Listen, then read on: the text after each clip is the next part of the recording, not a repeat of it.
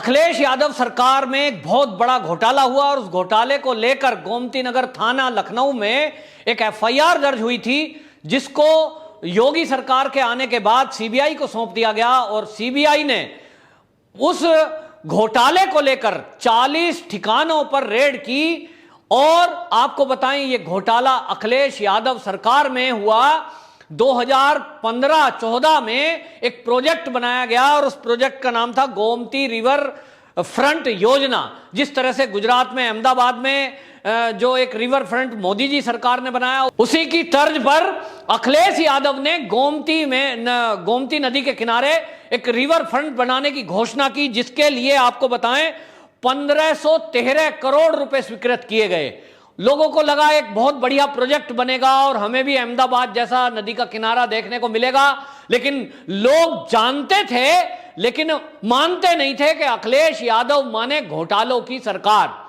अब आप देखिए, अब सीबीआई ने जब रेड की है, इसमें एक बड़ा घोटाला यह आया है कि 60% काम अभी अधूरा पड़ा है और उसमें केवल जो 60% काम अभी हुआ भी है, उसी काम में 1437 करोड़ रुपया खर्च कर दिया।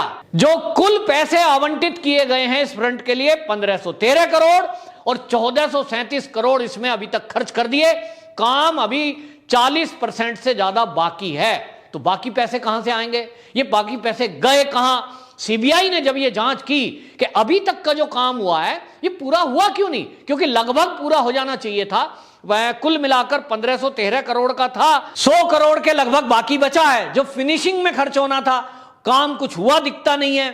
तो ये देखने में आया कि अखिलेश सरकार के टाइम में जिस कंपनी को यह ठेका दिया गया वो कंपनी डिफाल्टर थी, पहले से ही डिफाल्टर थी। अब यह नियम है कि कोई कंपनी अगर डिफाल्टर घोषित हो जाए तो उसको कोई भी सरकारी ठेका नहीं दिया जाता, लेकिन अखिलेश यादव सरकार में वो ठेका उसी कंपनी को दिया, ऑलरेडी डिफॉल्ट थी।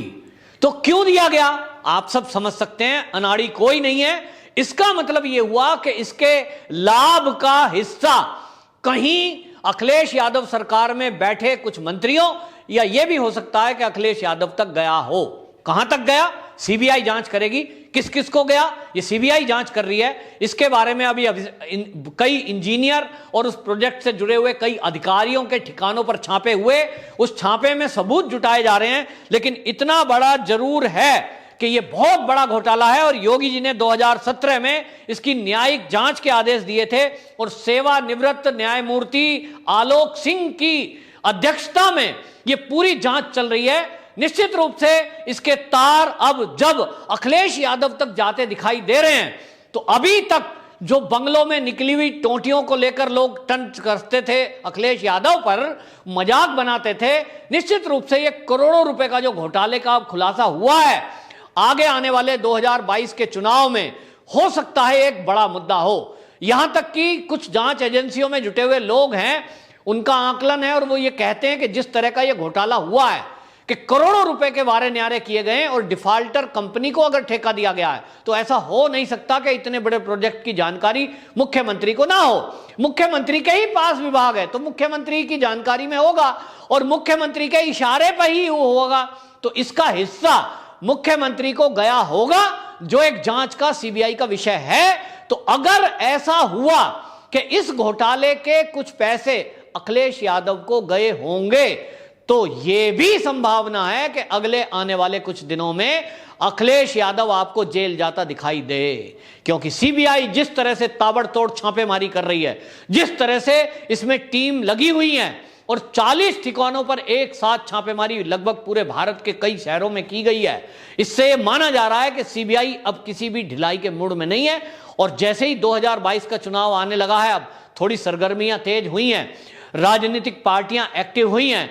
ओवैसी कुछ कहता है, मायावती कुछ कह रही हैं, अब कुछ ना कुछ बयानबाजी शुरू हुई है, जोड़ तोड़ की मामला चलना शुरू हुआ है।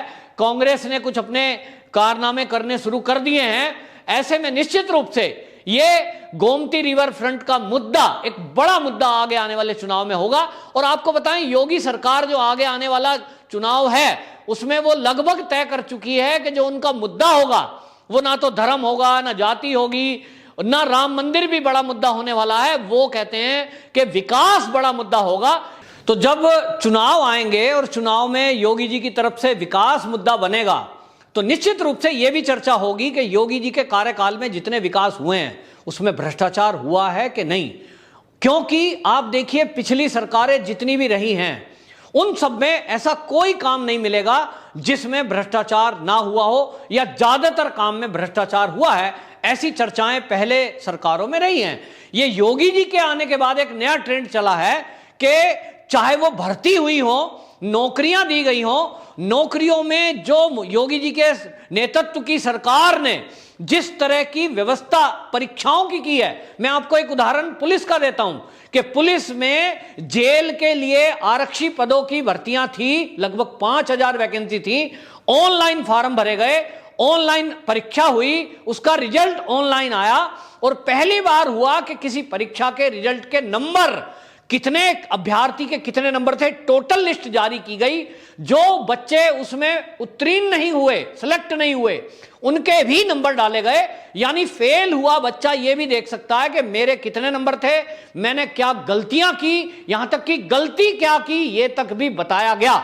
और यह मैं बता रहा हूं किसी परीक्षा में यह पहली बार हुआ कि एक सिपाही रैंक की परीक्षा हो रही है और उसमें इस तरह से ट्रांसपेरेंसी रखी गई कि पूरी लिस्ट जारी की गई और पूरे नंबर दिए गए फेल होने वाले लोगों के भी, ताकि किसी फेल वाले को यह शिकायत का मौका ना मिले कि ये जो पास हुए लोग हैं इन्होंने कहीं रिश्वत दे दी होगी, इनकी कहीं सिफारिश काम कर गई होगी और इनके तो कहीं पहुंच होगी। क्योंकि अक्सर मैंने देखा है कि अगर पुलिस की भर्ती होती है कहीं ईमानदारी से भी होती है तो कई लोग वैसे ही खामोखा बीच के लोग पैसा ले लेते हैं और कहेंगे साहब मुझे तो ये ऊपर तक पहुंचाना है। ये ऊपर तक कहां तक जाता है?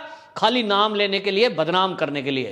तो इसमें योगी जी बदनाम होते तो ये जो व्यवस्था की गई कि ट्रांसपेरेंसी की जाए, योगी जी के निर्देशन में जो भर्तियां हुई उसमें पूरी पारदर्शिता अपनाई गई, जिसके कारण कोई भी व्यक्ति नंबरों को देख सकता है। और इसके कारण यह हुआ परिणाम कि आज उत्तर प्रदेश की किसी भर्ती में कोई विरोधी दल भी, चाहे अखिलेश हो, चाहे मायावती हो, चाहे कांग्रेस हो, वो ये आरोप योगी जी पर नहीं लगा सकते कि भर्ती में घोटाला हुआ है, भर्ती में रिश्वतखोरी हुई है। और इसी तरह से जितनी टेंडर प्रक्रिया है, पहले हम देखते थे कि सड़क का टेंडर हुआ है, थोड़े ही दिन में उधड़ गई वो। क्यों? क्योंकि घटिया सामग्री लगाई गई, गुणवत्ता का ध्यान नहीं रखा गया। आज की डेट में आप उत्तर प्रदेश में देखिए कि ये दहशत है। मैं अपनी कॉलोनी की बताता हूं कि मेरी कॉलोनी में एक सड़क बननी थी, कोविड के चलते वो ठेकेदार ने कुछ दिन के लिए काम रोक दिया और उसके बाद कुछ दिन तक वो काम नहीं बना। तो मैं देख रहा था सड़क को खोदकर उसकी ये गहराई नापी गई कि रोड़ी कितना डली है उसके अंदर। मैंने उस अधिकारी से पूछा भाई ये सड़क क्यों खोद रहे हो? उसने कहा योगी जी का शासन है, एक एक चीज की रिकॉर्डिंग करके बतानी है, कल को कोई भी अधिकारी आएगा तो मेरी नौकरी जाएगी।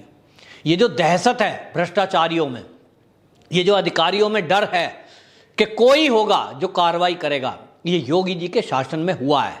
और अखिलेश यादव के शासन में क्या हुआ है ये हमने अभी देखा कि जिस तरह से सीबीआई ने एक्शन लिया है, निश्चित रूप से ये एक बहुत बड़ा घोटाला उत्तर प्रदेश का खुलने वाला है, जो लगभग 1500 करोड़ का घोटाला है ये गोमती रिवर फ्रंट के नाम पर। अब सीबीआई ने ताबड़तोड़ छापेमारी जो की है, इसके बाद ये पक्का लग गया है कि अब अखिलेश यादव जेल जाने से नहीं बच सकते यदि उन्होंने किसी इस भ्रष्टाचार में जरा भी कोई सहयोग किया है या उनके शय पर यह भ्रष्टाचार हुआ है। वंदे मातरम।